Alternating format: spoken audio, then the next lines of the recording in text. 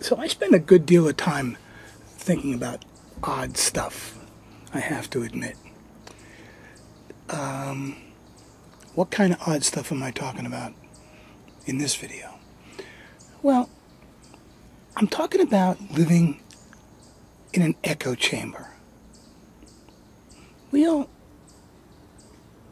live in a kind of an odd world today, where we're becoming more and more fractionalized. We're becoming more and more separated from one another. And that tendency to be more and more separated from one another is reinforced, oddly enough, by the thing that draws us, that can potentially draw us closest together, and that's the internet. Think about this. The amazing array of choices that exist for us today to gather information, to gain information about things. And it's not just on the internet, it's also in publications and on television. We have this amazing array of information, and yet most of us simply choose to listen, to read, to watch, to be exposed to material that confirms ideas and beliefs that we already have. And so we don't watch people's videos who are different from us. One of the consequences of subscribers is that you only watch the people that you subscribe to, and you don't discover new people. We only get the news from sources that confirm our pre-existing beliefs about the world. We only read publications. We only associate with other people, all of whom are echoing our own beliefs and our own thoughts. Now, this is peculiar. I think it's peculiar. That doesn't mean that I don't engage in it. I do engage in it. I try not to. I'm aware of it, and so I try not to. But I have to say, when I listen to someone who is coming from a belief system that's radically different from my own, and that I have already thought through, at least I believe I've already thought through. Listen, it's airplanes. Those of you who've heard my outside videos before know that we get lots of little airplanes at this time of day. I try to do that, but I have to, I don't have to admit, I do admit that I grow impatient when I hear someone, articulating an argument that I just simply have already, in my own mind, considered and rejected.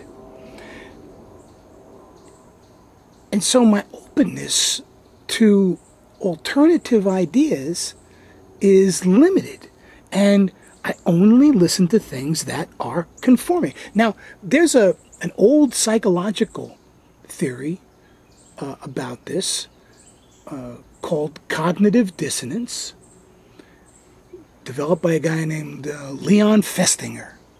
Leon Festinger. One of the most profound psychological principles that was developed in the 20th century. And Festinger simply says that when we are confronted with information that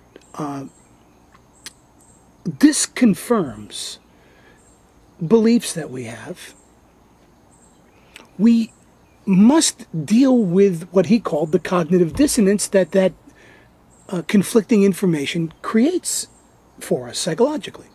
And so what we do is we figure out all kinds of intricate ways to make the information and our beliefs make sense. Now, that often extends as far as distorting the information.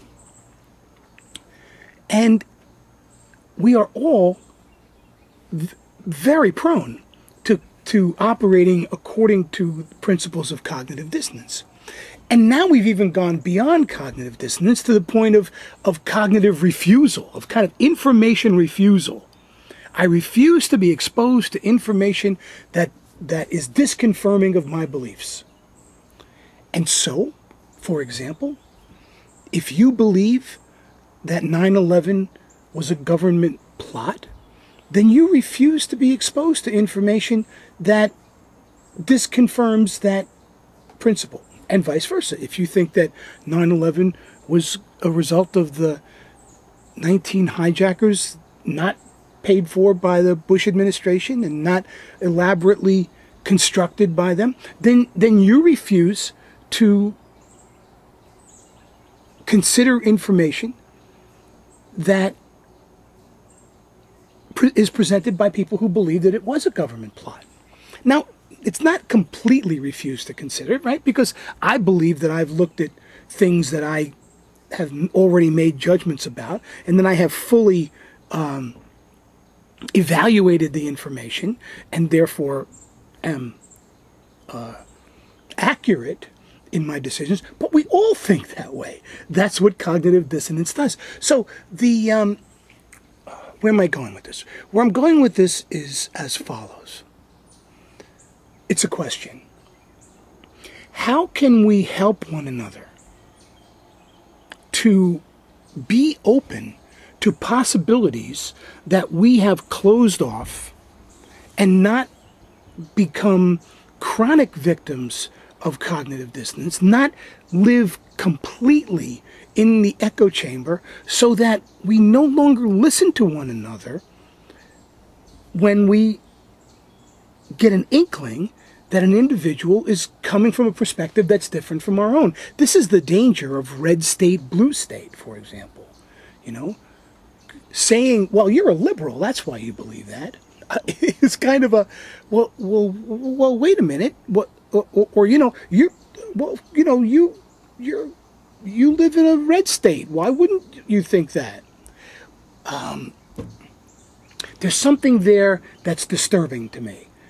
A disturbing trend. And I guess, so what I'm interested in is your thoughts about this and your own experience with it. What's it like for you? Do you experience this in yourself? I know we all experience it in others. We're great at seeing these things in others. But how about yourself? What are your thoughts? Thanks. See you again. Take it easy.